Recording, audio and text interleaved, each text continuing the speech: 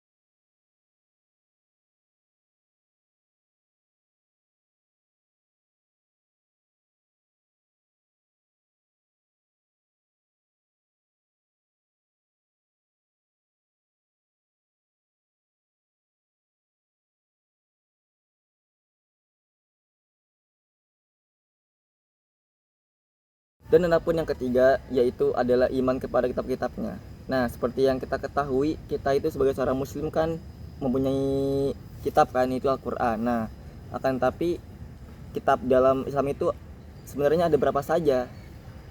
Jumlah kitab dalam agama Allah itu ada 4, yaitu ada Taurat, ada Zabur, ada Injil, dan Al-Quran.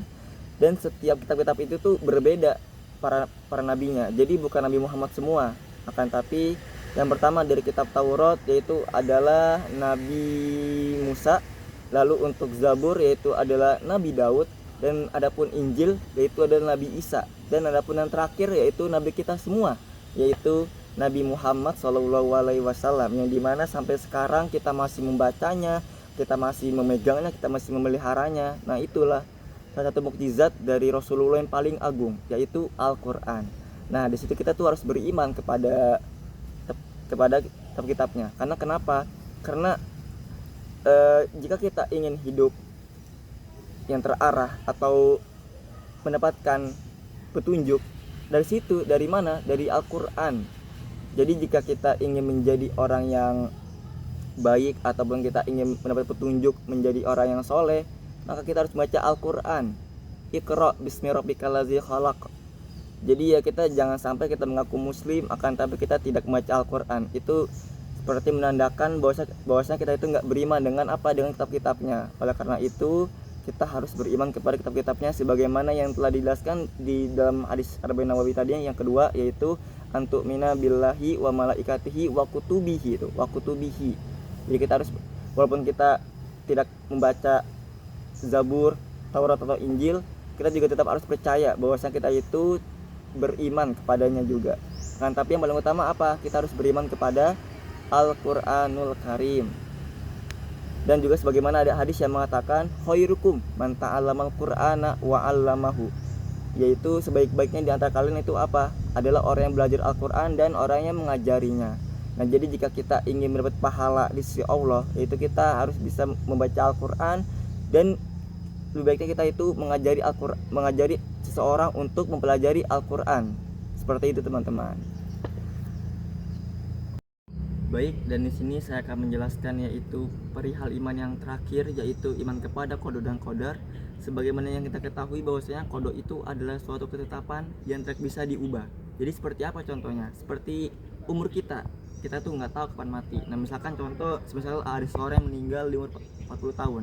Nah, berarti qadanya itu memang matinya di umur segitu 40 tahun. Lalu yang berikutnya yaitu qadar. Qadar itu adalah sesuatu yang ketetapannya itu bisa berubah. Contohnya seperti apa? Seperti kita misalkan kita kan dulu misalkan belum sekolah kan, terus kita sekolah SD, kalau kita situ belajar. Nah, dengan cara itu kita yang tadi awalnya kita bodoh, kita nggak tahu apa-apa, kita jadi mengetahui. Nah, disitulah bentuk qadar itu beraksi. Lalu seperti yang telah dijelaskan juga bahwasanya di dalam hadis Arba'in Nawawi, yaitu hadis yang keempat, telah dijelaskan bahwasanya ketika seorang ibu itu mengandung anak di usia 4 bulan, maka akan datang malaikat ke janin tersebut lalu meniupkan 4 hal, yaitu apa saja? Bikasbi rizkihi wa amalihi wa ajalihi wa syakiyun au sa'idun. Yang pertama itu adalah 4 hal yang menyangkut dengan rizkinya, lalu dengan amal-amalnya, lalu dengan ajalnya, lalu dengan perihal yaitu akan meninggal secara husnul khotimah atau suul khotimah. Nah, seperti itu. Jadi jika kita berbicara kodok ataupun kodar, kodok itu pasti ada sesuatu yang tidak bisa kita ubah walaupun kita berusaha semaksimal apapun gitu. Seperti ya tadi yang saya jelaskan, yaitu kita tidak bisa mengubah umur kita sampai kapan, lalu kita juga tidak mengetahui tekanan rezeki kita itu sampai mana gitu kan. Lalu untuk kodar yang masih bisa kita ubah, seperti halnya kita misalkan kita ingin menjadi ganteng, ya kita harus merawat diri kita gitu. Ataupun kita ingin menjadi pintar, ya kita harus caranya apa, ya belajar gitu. Jangan sampai kita cuma diem-dieman, cuma pelongo pelede belam gitu kan. Jadi ya seperti itu intinya dari iman terakhir ini ada 2 hal, yaitu qadar dan qadar. Yang satu itu masih bisa kita ubah qadar, dan pun qada itu ada sesuatu yang tidak bisa diubah. Nah, jadi saya akan menyimpulkan terkait materi yang telah saya sampaikan, yaitu terkait materi iman kepada malaikat, iman kepada kitab-kitabnya, dan iman kepada qada dan qadar. Nah, akan tapi di sini kita sebagai seorang muslim, kita tidak boleh hanya beriman kepada 3 hal tersebut, akan tapi kita harus beriman kepada seluruhnya. Itu apa saja sih? Yaitu iman kepada Allah, iman kepada malaikat, iman kepada kitab-kitabnya, iman kepada qada dan qadar, iman kepada Rasul, dan iman kepada hari akhir. Dan kita tidak boleh ataupun mengurangi, misalkan kita tidak boleh saya ingin beriman kepada Rasul, itu nggak bisa, tapi kita harus seluruhnya all in. Karena kenapa? Karena itu menunjukkan bahwa kita itu benar-benar beriman kepada Allah dan seluruh cipta-ciptaannya. Dan jika bila mana kita tidak beriman, maka di situ akan pula dipertanyakan tentang iman kita sebagai seorang muslim. Karena kenapa? Karena seorang muslim itu ya pasti harus beriman dan mempunyai akidah yang kuat dan yang tidak boleh lemah. Oleh karena itu tentang akidah ini itu tidak boleh dianggap remeh. Oleh karena itu kita harus terus mempelajarinya dan memperdalamnya terkait akidah dan iman. Mungkin hanya ini saja yang dapat saya sampaikan, kurang lebihnya mohon maaf bila mana ada salahkan kata. Wabillahi taufiq wal hidayah waridho wal inayah. Wassalamualaikum warahmatullahi wabarakatuh.